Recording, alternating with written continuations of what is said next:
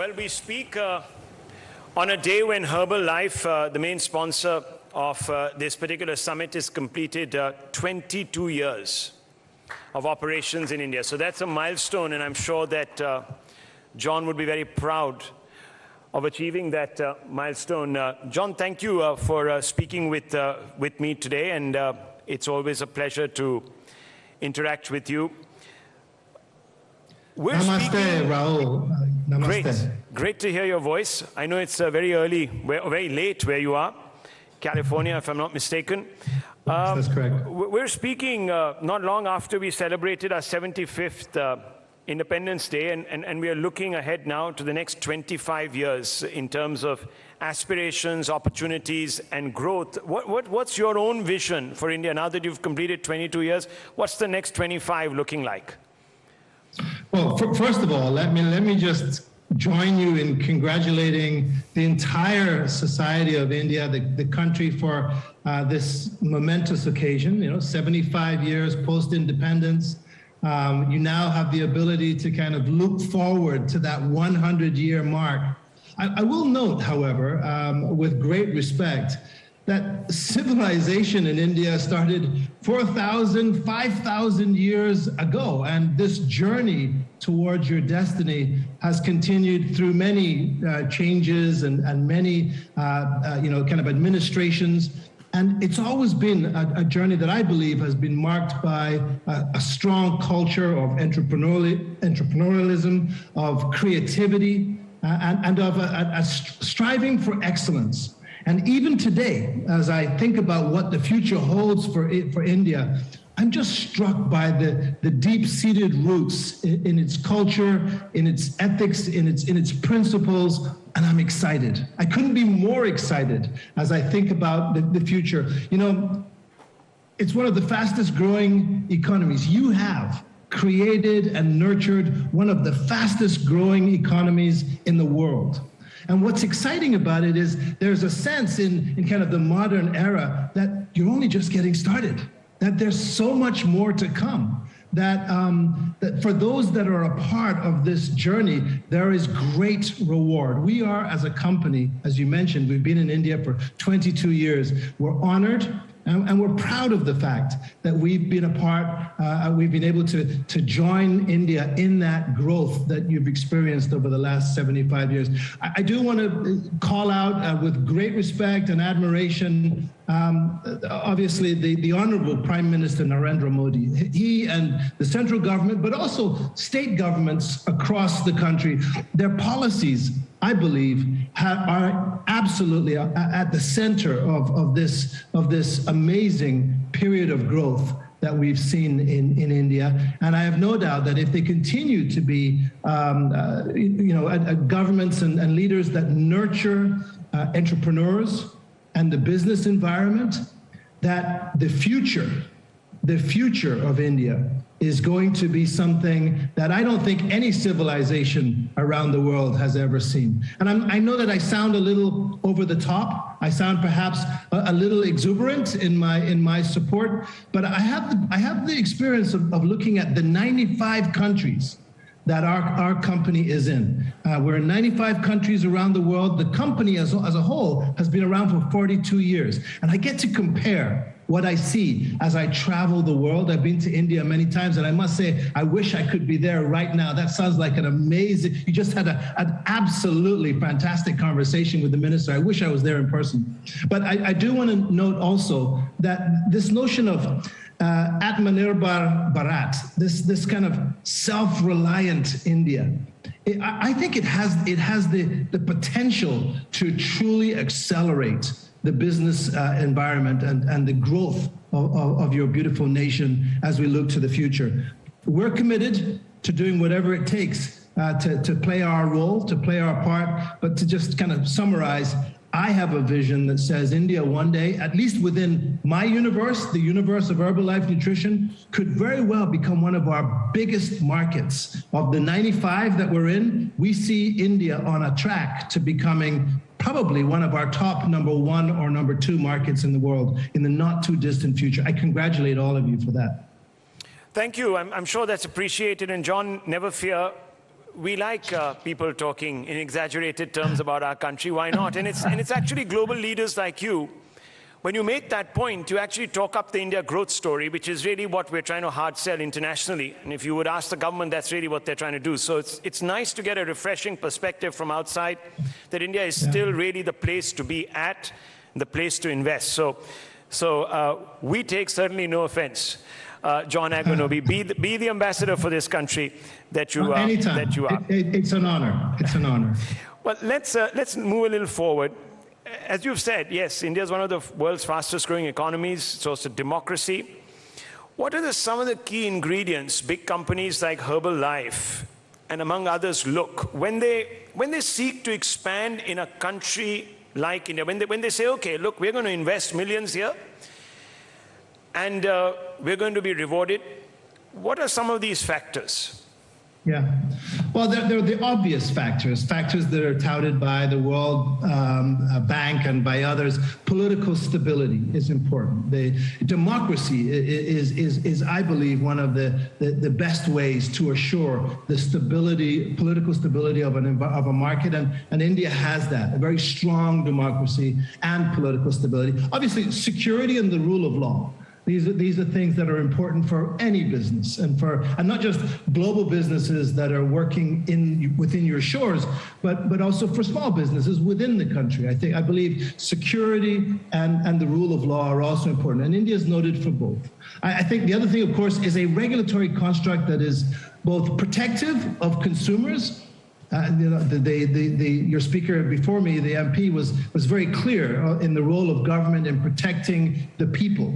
But it should also be a regulatory construct that is encouraging of growth, nurturing of growth, a regulatory construct that is designed to balance the needs of both the consumer and the businesses and investors that are committing to that environment.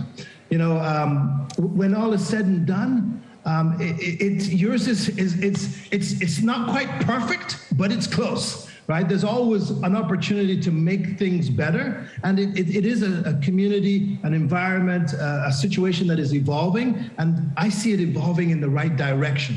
Now, there are things that are specific to our company. We're in the business of healthy nutrition. We sell nutrition products, and we help small businesses thrive. And I'll come back to that point in just a second. But we're also looking, when we enter any market, we're looking for places where there's a growing population, growing demand, and an opening of awareness to the importance of nutrition. And we see that in India. But the other side of our business is we're in the business of supporting small businesses. We're a direct seller, so our job is to try to encourage small businesses, entrepreneurs, to start their own business and sell our products to others in their community.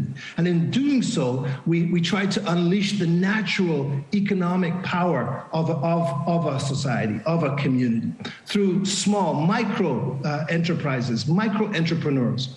And in India, as I was stating earlier, there is this natural affinity for entrepreneurial endeavors. There's an encouragement for small businesses. And we believe that the government today has put in place a number of policies that are actually really good and really supportive of small businesses. So for us, those key tests are met. And that's one of the reasons I can be as exuberant and perhaps as excited about the future of India and the future of Herbalife nutrition in that country. I will also say, just kind of in closing on this particular question, that it's important that the societies where we work also have the opportunity to grow. Whether it be social responsibility or respect for business and for the entrepreneur, especially for the small businessman, the small business person, it's important to us that we invest in countries where we know that those small entrepreneurs will be nurtured by their governments, by their communities. And as I've said, India in many regards is the model for this, right? It's committed to growing its economy from the ground up, not just with big superstructure, massive companies from around the world or from within India, but it's also, we can tell there's a very clear commitment to supporting small and micro entrepreneurship in India, and those are the things we look for. Very interesting. India liberalized its economy 30 years ago, as you know, and many bureaucratic and red tape controls were removed, and you've sort of recognized how the government's been working over the last decade and a half, 2 decades to try and unleash the entrepreneurial spirits here of the locals. Now, give us a perspective on how crucial that really is to promote a spirit of entrepreneurship.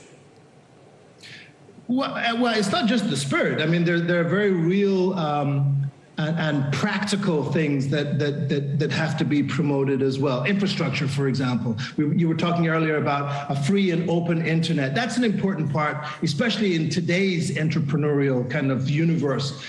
That's a tool, a tactical tool that people use to open their businesses, to conduct their business. And so it's important that the government, in nurturing entrepreneurship, also recognizes that it has an important role to play in laying the rails, so to speak, the infrastructure upon which those entrepreneurial endeavors can run, can thrive. By the way, investing in education is an important part of providing a nurturing environment for entrepreneurs, because educated talent, not only does it become the seed that becomes the tree of entrepreneurship, but it also provides the food, the nurture that tree requires over time. And I believe India, from many years ago, understood the importance and the power of education, and I think that's translating today into a very fertile, forgive me for driving the analogy a little too far, but a very fertile environment for young entrepreneurs. Now, I think there's more to it than that. Entrepreneurs are always looking for, and people are drawn, especially younger entrepreneurs are drawn into business when they believe there's a purpose. It can't just be about wealth and economics. It's a foundational part of any society, and it has to provide a solid base upon which many different aspects of society can grow. So when you have a strong support for the arts, for the sciences, and for business, they're synergistic. They work together. They allow for the brain to flourish. And so, having said that, I do think that entrepreneurship in India is best supported by having support for infrastructure, having support for education, and having kind of an understanding of the importance of liberal, but also very kind of structured regulation, so that people understand what they need to do in order to be successful. Strong policies, but a nimble environment for people to work in. And I think India's headed in that direction. Well, your company's shown impressive results, growth of 46% in just the last quarter here in India, and is looking to set new records. Why don't you tell us a bit about your short-term expansion plans going forward and goals? Yeah, so I have to be honest, our plans are not just short-term. We have long-term plans for India. We're committed to India for the long haul. And even as we today begin to build out our own technology infrastructure as a company, or begin to build out our supply chain into more and more rural parts of India, even as we begin to train talent within our teams for the future in India, or begin to develop product like that is very local in nature. Product like we have a meal replacement nutrition product, a protein product that is kulfi flavor. We just launched another one that is rose kheer flavor, very local flavors, manufactured in India. All our products are manufactured. Even as we begin to build out that infrastructure, our goal is not just for the short term. Actually, to the contrary, our view is that India is going to be an important part of our business far into the future. And with that in mind, we want to be an integral part of the community. Our goal is not to be visitors. India's home. our associates on the ground, our employees on the ground, our plants in India, our facilities in India, India's home, and we're here for the long term. Well, that's good to know. A lot is made of India's demographic dividend. We have the highest working age population. 63% of Indians fall between the age of 15 and 59. We have an enormous middle class, captive, employable youth. Do you think we can capitalize on that, and how? Wow, now this is where I'm really going to get excited here. I have to tell you, that youthful spirit of India, that vibrant approach to life, not just to business, but to life, that is, I think it's one of the reasons India is so resilient. I mean, you've just come through a pandemic and a particularly devastating pandemic in India that would have brought any other nation to its knees. You had a V-shaped recovery, and I think a part of it is the fact that you have such a young, vibrant workforce, a resilient workforce. Candidly, a workforce that doesn't quit, never quits, and never will. And I do think that youthfulness,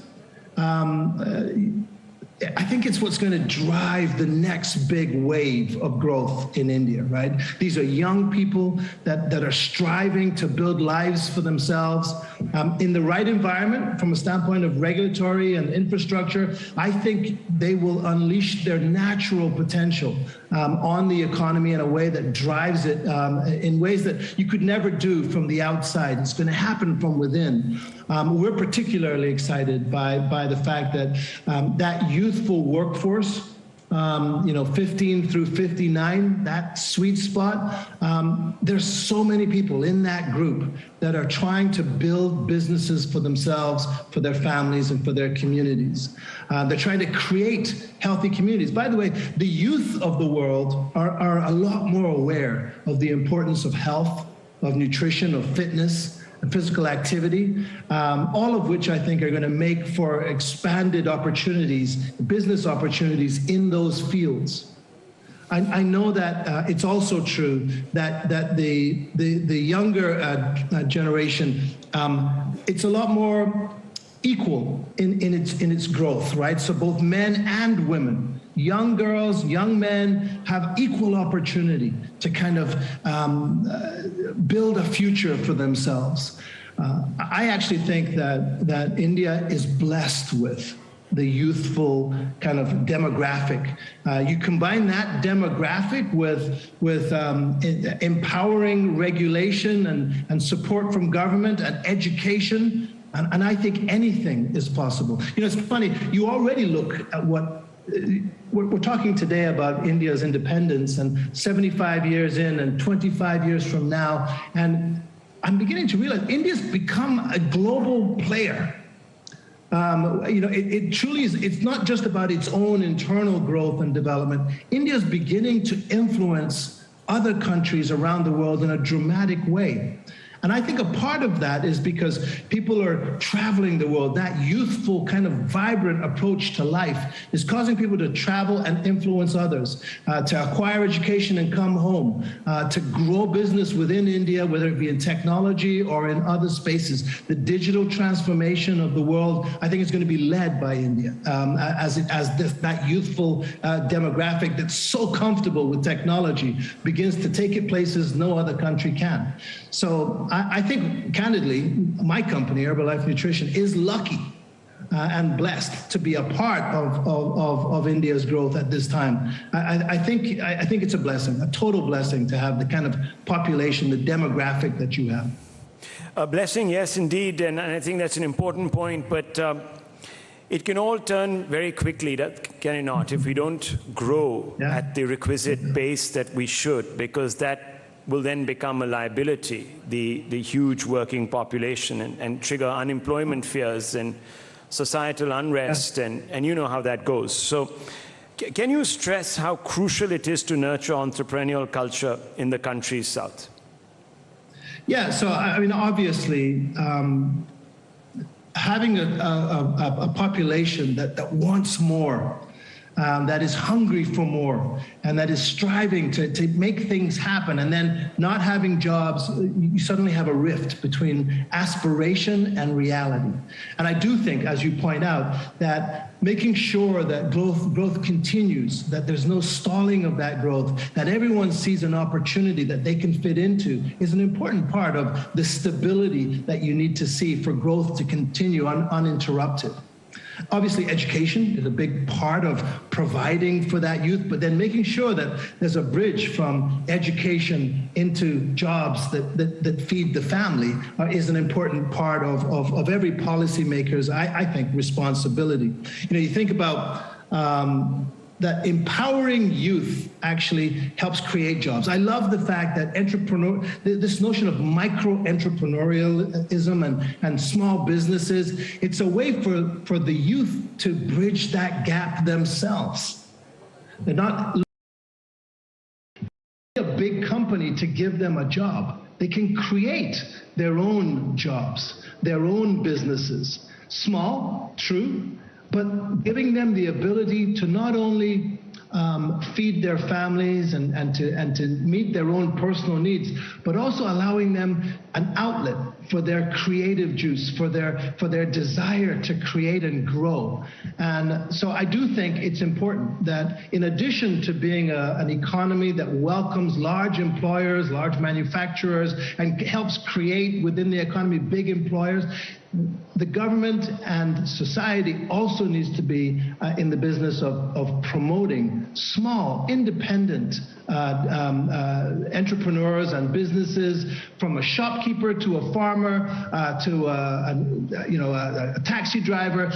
Being able to nurture small businesses is an important part of mature economies. And you can't have an economy that simply relies on the big multinational companies or big companies that manufacture and employ many people. You have to have a strong, vibrant microeconomy down below, not only because of the fact that it offers the youth a bridge out of education on into the workplace and perhaps hope for them growing their own businesses, but also because it improves consumerism. It helps assure that there's a strong consumer base, people that have a little extra cash in order to spend and to live in their societies. And it provides people, I think, the stability, a place to go. If there aren't big jobs, create your own. And I do think there's a role for government, obviously, but there's also a role for other companies. So I think other companies need to make made in India, those kinds of programs, which I applaud. They generate growth at every strata of the economic kind of construct. The ability to have people who work for big firms buy locally from small businesses. I think that's an important part of the ecosystem that needs to be built. And I think India is well on the way to doing that. So I'm really pleased, honored, and proud to be a part of that entire community. Well, from what you've said, John Aguinobi, you fit into the vocal for local dream that we're nurturing here. Thank you very much. It's a pleasure speaking with you, and best of luck and God bless. Thank you. Namaste.